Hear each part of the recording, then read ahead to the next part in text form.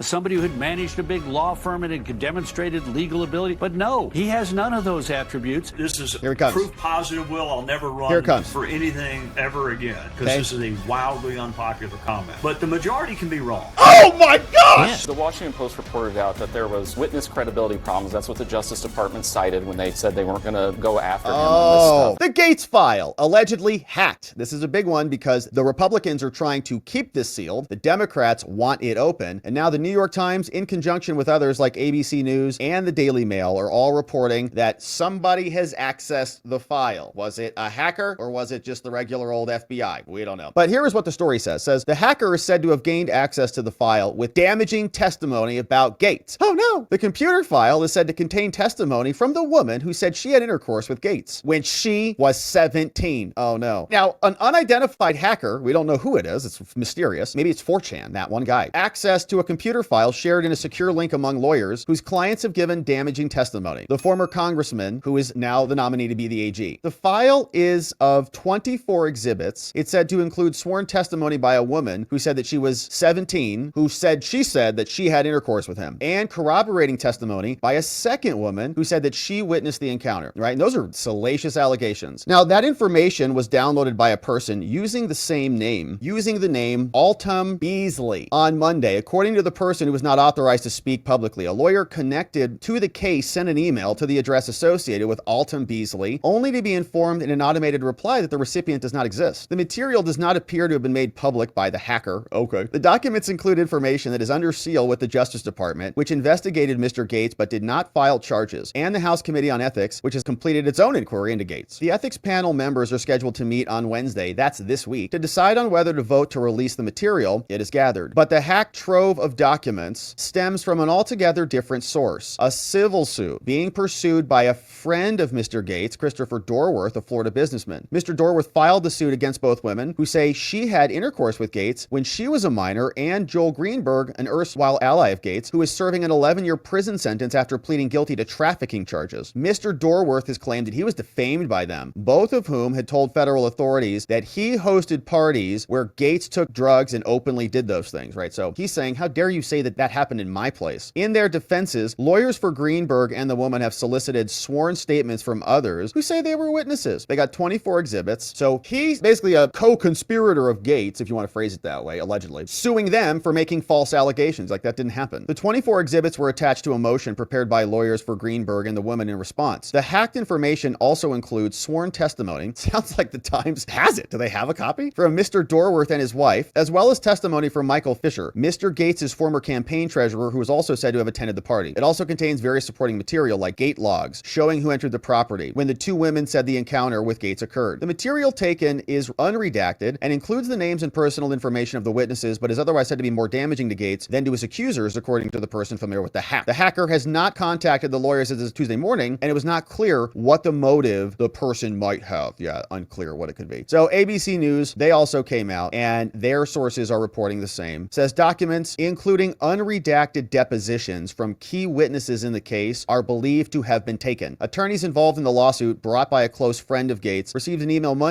last night, informing them that confidential documents had been downloaded by an unauthorized party, according to an email that ABC got. Gaetz is not a party to the lawsuit, although he was subpoenaed for testimony because he's mentioned in it. On Sunday, it was a share file link. Oh no, you have to add the email addresses, to the links. Don't just do a share all link, Containing 24 exhibits from the civil case was accessed by someone using the name Altum Beasley. Those involved in the case believe it's a pseudonym, and there's an investigation into the hack. It doesn't sound like it was that serious of a hack. Someone shared a link. What's your email? Please enter your email to access this file. Altum Beasley.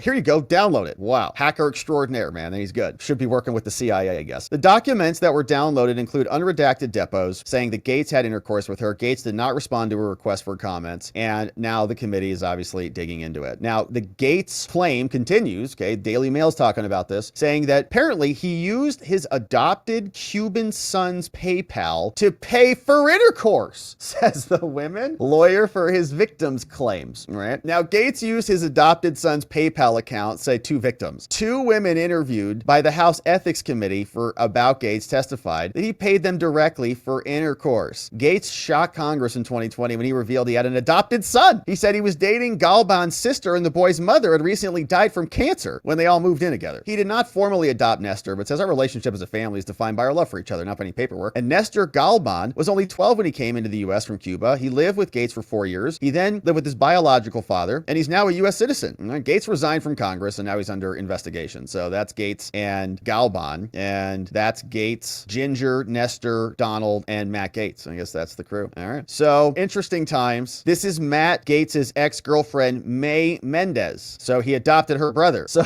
anyways, Gaetz is under an investigation from everybody. Everybody wants to dig into it. Who knows what is happening with the son or the ex. But here's what Elon says. As for these accusations against him, I consider them worth less than nothing. Under our laws, a man is considered innocent until proven guilty. Exactly right. If A.G. Garland, who's an unprincipled D-bag, could have secured a conviction against Gaetz, he would have. But he knew he could not. Case closed from Elon. Garland should be investigated and locked up, says Gunther Eagleman. What's up, Gunther? Yeah, you're right about that. Elon says Matt Gaetz has 3 critical assets that are needed for the AG, all right? A big brain, a spine of steel, and an axe to grind. He is the Judge Dredd America needs to clean up a corrupt system and put powerful bad actors in prison. Oh, gosh. The Sylvester Stallone, Judge Dredd, or the other Judge Dredd? Either way, I'm ready for the hammer of justice. Let's go, baby. Love the imagery. All right, so here's what the Senate's saying about this. This hearing is just going to be absolutely wild. Ad Boa says it's going to be lit, man. It's going to be a lot of fun. I cannot wait for this. Matt Gaetz is going to come prepared. He's going to, what'd you say about that 17-year-old? What'd you say about my son? Oh, I can't wait for that line. All right, here is what CNN said. And then after that, depending on what happens, then of course it could be released to the other members that are going to at some point have a vote. So that's been my main point, is that you have to, determine whether or not the cost of getting him across the finish line is worth it, much less the possibility that he won't get across the finish line. But if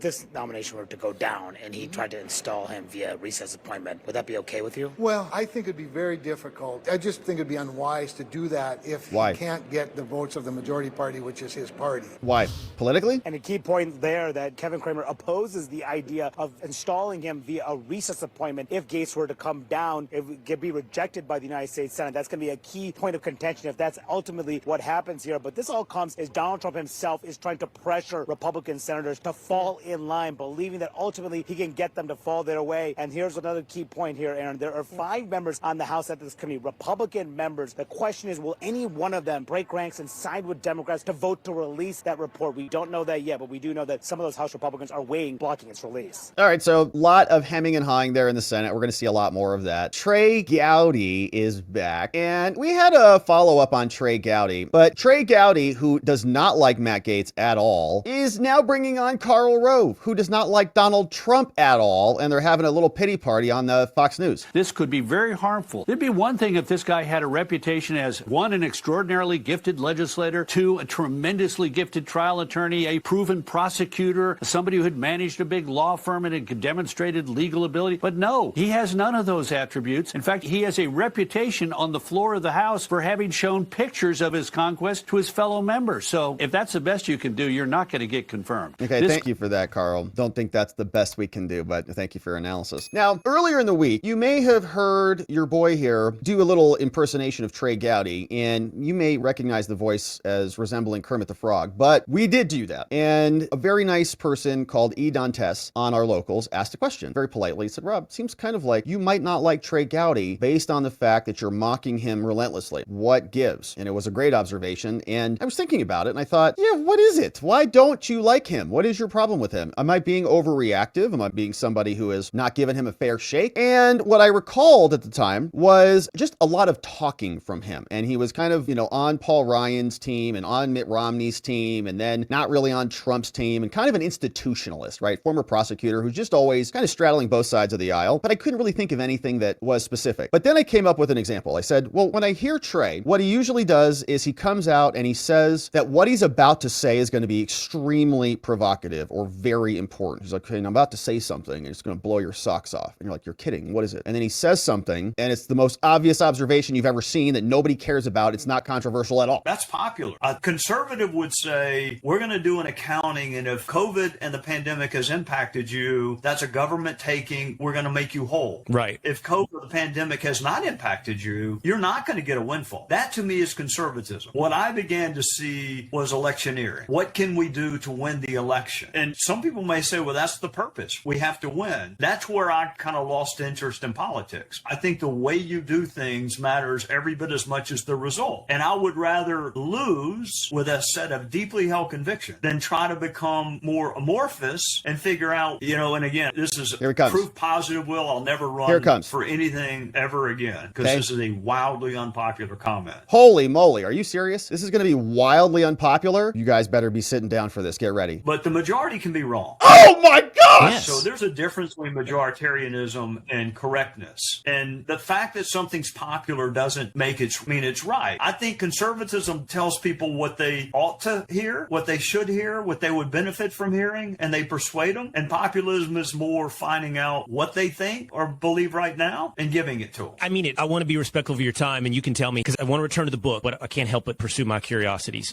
First of all, I don't think saying the majority is often wrong is going to, somehow disavow future public office. No, I mean, it's the reason we have a constitutional republic. It's based upon that idea. We're not a democracy. We have a constitutional republic based upon the idea that majorities can be wrong. So I think that's self-evident. And yeah, obviously, it's self-evident. But all right, Trump War Room posted this. They're still talking about this and what they're going to do with Gaetz. It's going to be the main subject for a while. Here is this story. Are these allegations enough, do you think, for the Trump team to, sort of pull back on this Gaetz pick? I mean, at this point, is it a little too much at this point to push forward? No, I don't think so yet. I mean, I always go back to the Washington Post reported out that there was witness credibility problems. That's what the Justice Department cited when they said they weren't going to go after him on this stuff. And I think it's important.